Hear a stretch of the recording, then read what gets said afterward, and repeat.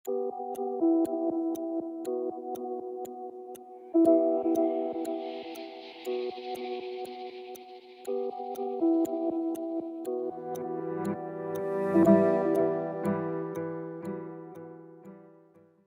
dalam game yang kedua dan para survivor yang di rumah juga boleh gaungkan kembali AFF Indo bersatu. Survivor yang ada di studio, mana suaranya?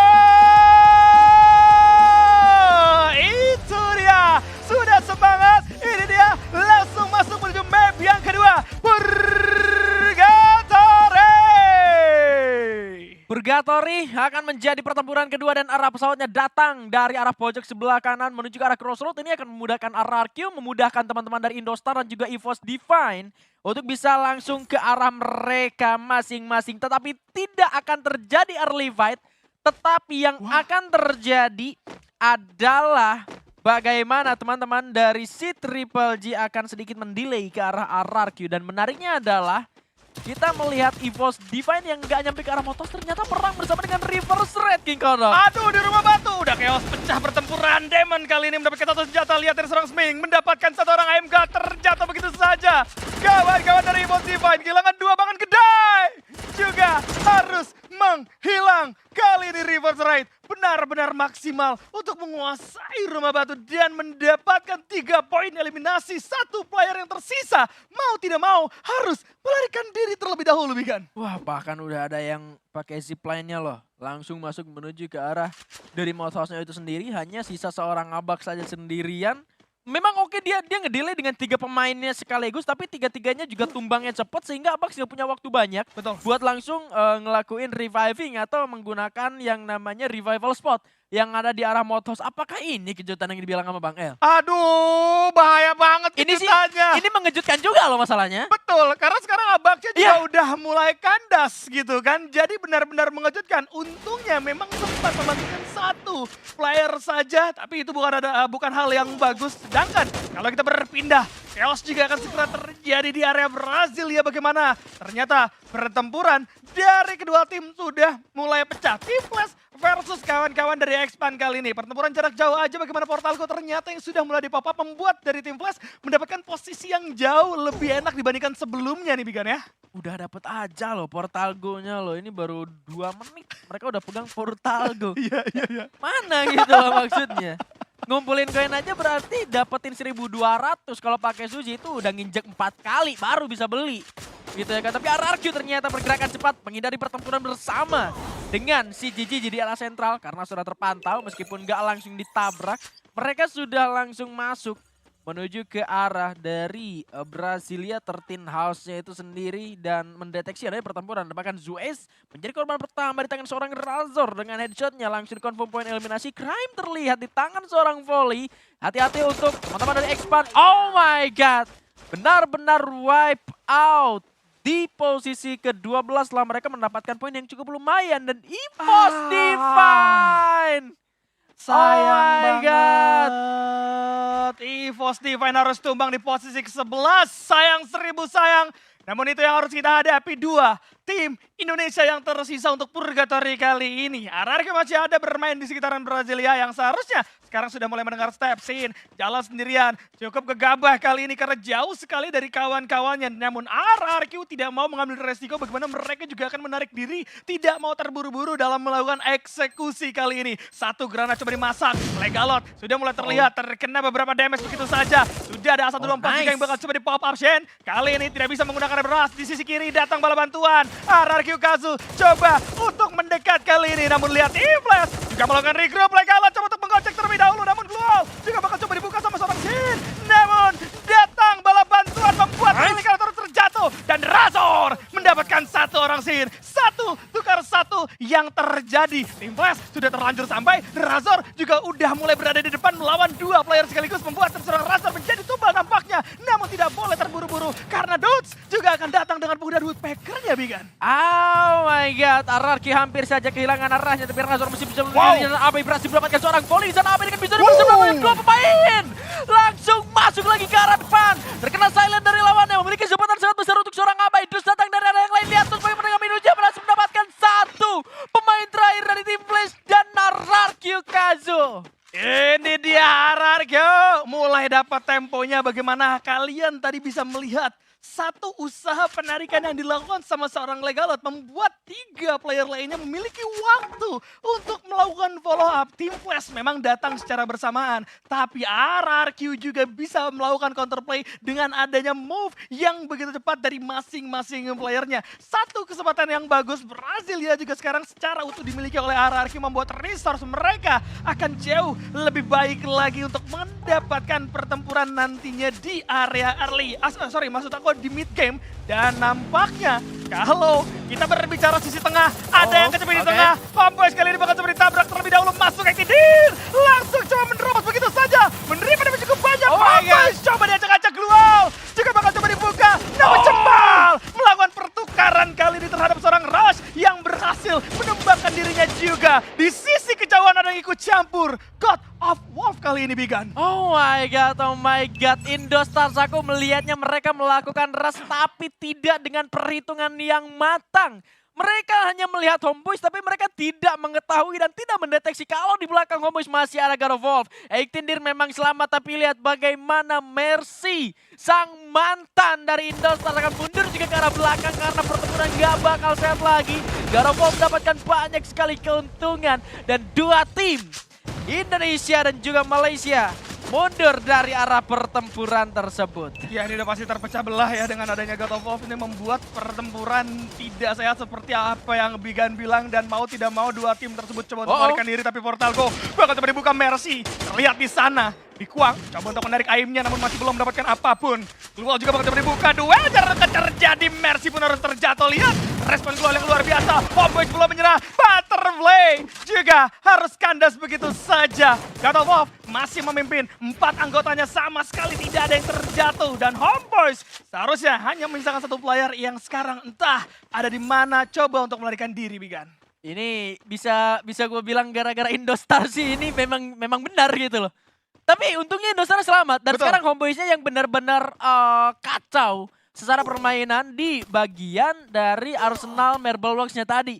Kalau misalkan nggak ada Indostar yang join, mungkin Homeboys bisa saja bisa aja baik-baik aja di sana. Betul. Karena Homeboys itu udah ready perang banget sama GOW, dia udah pakai vehicle-nya buat ngeras langsung ke bagian bukit zipline ke arah Marble Works. Tapi karena dari belakang, bahkan ternyata Homeboys-nya tereliminasi. Karena dari belakang teman-teman dari Indostars-nya datang, Homeboys-nya kepecah fokus. Iya ya, jadi nahannya di Arsenal kayak gitu ya. Iya. Dan menurut gue tadi emang potensinya juga nggak bagus untuk kawan-kawan Indostar kalau mau melanjutkan.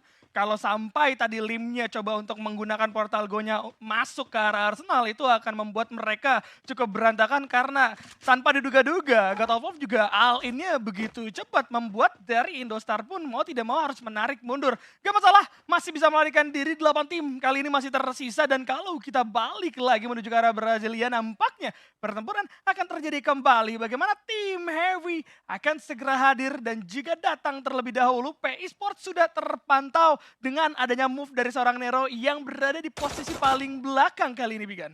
Kalau dari si Triple G-nya kemana mereka ya?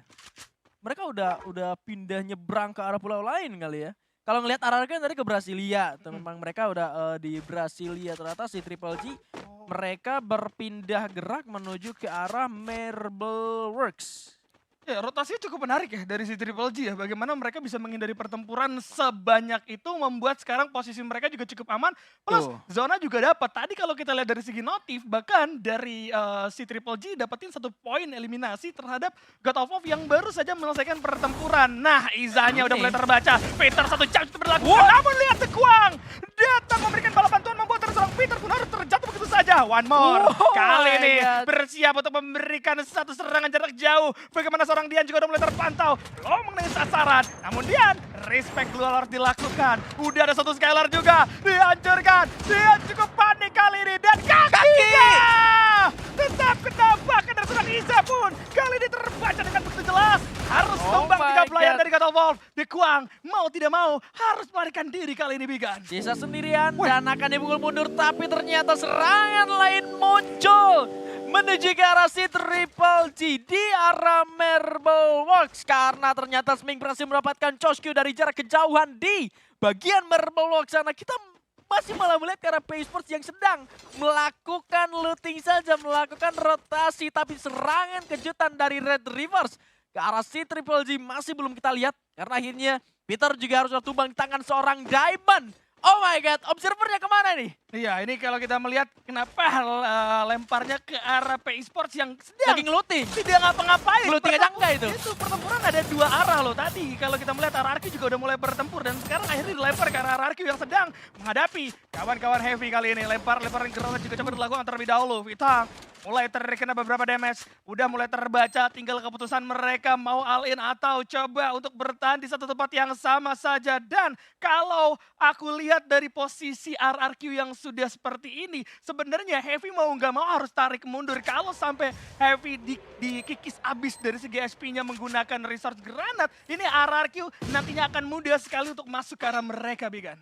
Ya, mereka mungkin yang harus mereka lakukan tinggal gimana caranya mereka ngedefense aja dan tetap ngejaga fokus mereka juga ke arah yang lain gitu loh. Mereka nggak bisa terus-terusan ngelihat ke arah Heavy sehingga mereka bolong gitu loh dari belakang, mereka kecolongan. Itu yang harus mereka tetap jaga fokus juga karena mereka udah dapat 6 poin eliminasi. Mereka juga udah dapat komponnya di bagian Brasilia, mereka nggak boleh kecolongan lagi. Dan kalau kita melihat zonanya di arah rumah 13, ini masih mengunci ke arah rumah Brasilia, rumah 7, rumah 13 juga sebagian ya. Artinya kemungkinan besar zonanya udah mulai nyebrang. Nah, kita ngelihat dari Indostar di minimap udah ada di bagian perairan. Tim-tim yang ada di bagian Marble Blocks, salah satunya adalah si Triple G dan juga bersama dengan Rivers Red ini harus nyebrang juga. Indostar mereka udah nyebrang, mereka udah dapetin komponnya di rumah kuning panjang. Ini juga jadi satu kesempatan buat mereka nge-cut tim-tim yang bakal masuk lewat bagian jembatan. Dua tim Thailand yang saling memantau baru kita lihat pada akhirnya antara si Triple G dan juga Red Rivers. Ya ini alot banget ya bagaimana si Triple G bakal coba dicari terus-menerus. Namun ternyata dari seorang Rip juga harus terjatuh di tangan seorang Legalot. God of Wolf yang memang dari tadi juga bergerak dengan dua anggota saja membuat mereka agak sedikit terbatas dalam melakukan penetrasi. Sehingga harus tertahan terlebih dahulu di dalam atau di sekitaran Arsenal yang sudah dipantau secara jelas oleh seorang Legalot. Membuat dari satu orang Dekuang tersisa seorang diri. Kalau kita melihat dari arah posisi yang memang tadi si Triple G terkunci juga terhadap reverse rate, ini membuat akhirnya tim Thailand akan bermain di area pinggiran dan zona bisa berada di tangan tim RRQ Kazu sekarang. Ya, zonanya masih ada di RRQ dan ini dia pemotongan yang akan dilakukan oleh STE menuju ke arah teman-teman dari Red Rivers. Ini juga akan jadi satu hal yang cukup menarik karena upaya arah sudah mulai dikirimkan oleh seorang Togar. Akan ada balasan dengan sebuah ledakan. Diamondnya sudah berhasil dijatuhkan Exposi. Akan coba melakukan pembalasan dan Tomnya harus sudah terjatuh. Exposi masih bisa untuk melakukan pembalasan tembakan karena lawan tim Exposi cukup low. Masih ada Nairi yang tadi sempat melindungi dirinya. Karamel juga akan dikirimkan turun ke arah bawah. Melepaskan tembakan dan melakukan ending menuju ke arah lawannya. Sming tersisa dengan double snipernya. Juga sudah melihat adanya si Triple G dengan satu tembakan dan di sini masih bisa mendapatkan satu main. Dan ternyata kalau kita melihat Smingnya dengan segala kesulitannya sudah tidak memiliki harapan banyak untuk bertahan. Ya, yang di luar nalar dari seorang Sming adalah bagaimana timnya di belakang diratakan oleh Stalwart, tapi Smingnya fokus ke arah si Triple G. Itu membuat akhirnya kawan-kawan dari Reverse Raid harus kehilangan 3 anggotanya, menyisakan seorang Sming dan Stalwart kali ini akan segera naik terlebih dahulu dan menyisakan 3 anggota saja karena Stab harus terculik. Di sisi lain kalau kita melihat si Triple G dalam posisi yang tidak bagus, tapi ternyata ada PE Sports juga yang join terhadap seorang Lim kali ini yang harus ditumbangkan begitu saja. Si Triple G coba dijagain sama seorang Ras agar tidak masuk dengan mudah ke dalam zona berikutnya. Indostar masih itu 4 anggota akan coba melakukan setup dengan penggunaan Portal Go, tapi satu rumah sama RRQ Kazu kali ini, Bigan. Mau nggak mau karena kalau mereka nggak ke sana mereka nggak bakal selamat dan hanya akan dimakan oleh zona dan juga tembakan-tembakan yang datang dari arah teman-teman dari PE Sports yang memantau menuju ke bagian atas. Zonanya benar-benar ada di RRQ. Oh my god, si Triple G tereliminasi di posisi ke-8. Masih kecolongan. Ada tembakan dari seorang Fitan. Belum bisa melakukan ending tapi Dudes lihat bagaimana dengan ledakan yang berhasil mendapatkan 2 poin dari Indostars. Ketemu di bagian late game dan harus pulang di posisi ke-7 ternyata dari Indostarsnya. At least Rivers sudah pulang di posisi ke-6. RRQ sampai saat ini masih tetap hidup dan akan diuji oleh tembakan-tembakan yang akan datang dari arah tim Vietnam. Yes, ini naik dulu ke atas, lihat 3 playernya terkena A124, membuat dari RRQ nggak siap dalam melakukan pertempuran. Jika memang ditabrak, maka dari itu mereka coba untuk menarik mundur sejenak. Sedangkan di sisi luar, dari P-Sports akan segera datang juga untuk menabrak ke arah mereka. Bahkan udah ada Stalwart juga yang coba join untuk masuk ke dalam rumah yang sedang diduduki oleh RRQ Kazu itu sendiri. Setup Glual yang begitu bagus, membuat mereka juga berada di dalam satu ruangan agar bisa bertahan terlebih dahulu. Tujuan dari RRQ adalah agar tim-tim yang masih berada di luar zona bertempur antar sama lain yang membuat akhirnya RRQ Kazu bisa mendapatkan keuntungan nantinya, Bigan. Yes, masih banyak waktu yang bisa mereka pakai, masih juga banyak kesempatan yang bisa mereka ambil. Mereka coba hindari pertempurannya terlebih dahulu setelah mendapatkan 12 poin eliminasi dan melihat jumlah live-nya masih di angka 17. Ini masih possible di pikiran mereka, mungkin masih bisa jadi dari stack 8.